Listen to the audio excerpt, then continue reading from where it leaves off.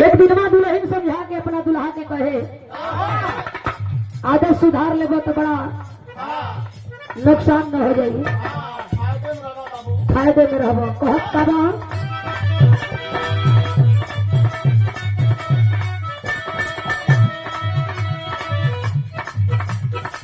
तभी को ध्यान नहीं थे राजा जी काम के,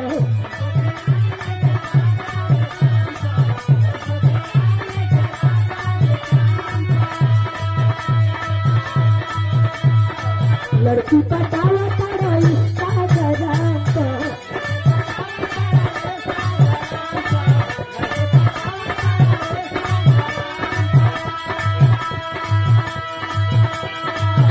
लगे घड़ियों से लाखन उतारे परी,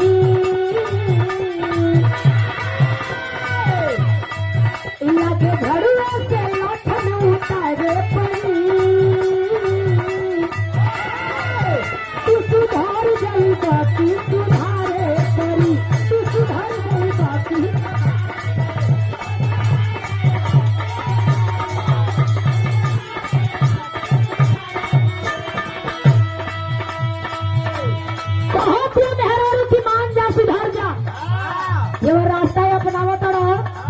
रास्ता ठीक नहीं थे, तुहार चानी है जब हमार चानी होखे लगे तो बड़ा अंदस में होगी, लाश फंस गई।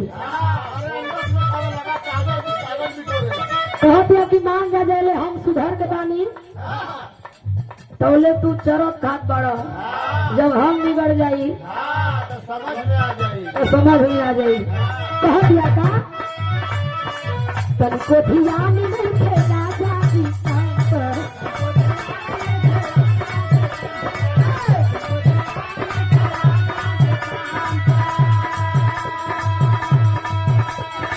लड़की पटावा करो इसका जराम को,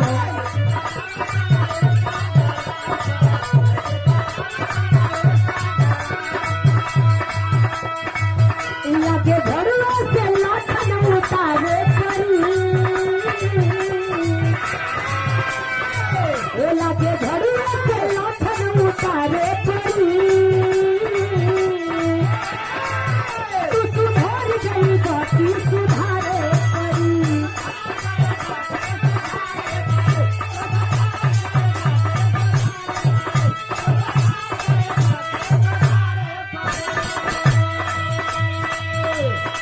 एक दिन मेहरारू गई बिया तभी सा अपना बहन की हम मने बहन और करे, बहन और गई बिया मरद पहले है एकदम सूरज भैया खाने, तो जवना लड़की का मरद सूरज भैया खाने मिल जाए तो लड़की हवा में न उड़े लगी हो। अच्छा मर्दा तो मर्दा ओ लड़किया का जीजा हमरे राम कौल गुरु जी खाने मिल गए रहा,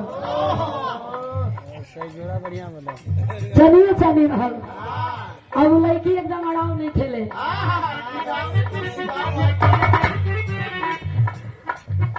एकदम अपने आप में वो खुश दिया, कहियो कुछ पहने कहियो कुछ पहने। अब मर्दों के शंका होखे लगल, देखो जी अब लेते हमें सुधारत रही है, बाकी देखा तानी कि जब से तू आयल बाड़ी तू अकेले खुश रह तारी, का बात है मर्द मेहरारू से कल रहलन का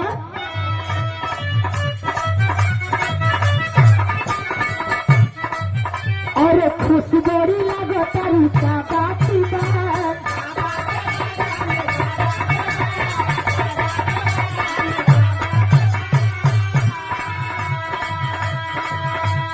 कूदी कूदी भागो तारी का बाती बात,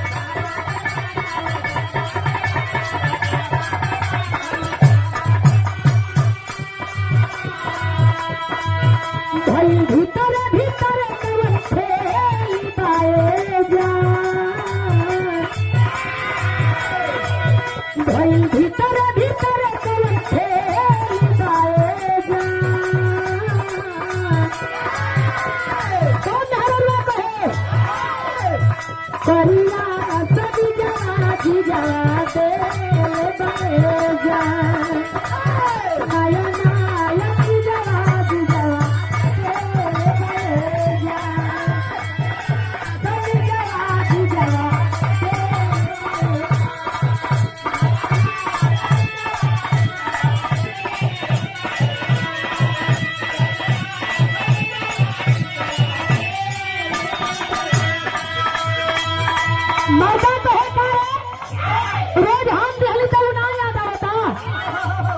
तू चुप रहा। यही से कहत रही हो कि ढेर खजाना जब तड़ो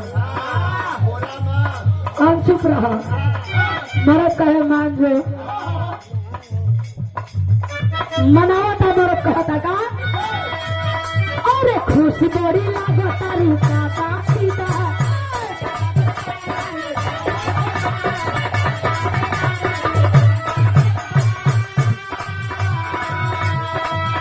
अरे कूटी कूटी भागता री काका सीता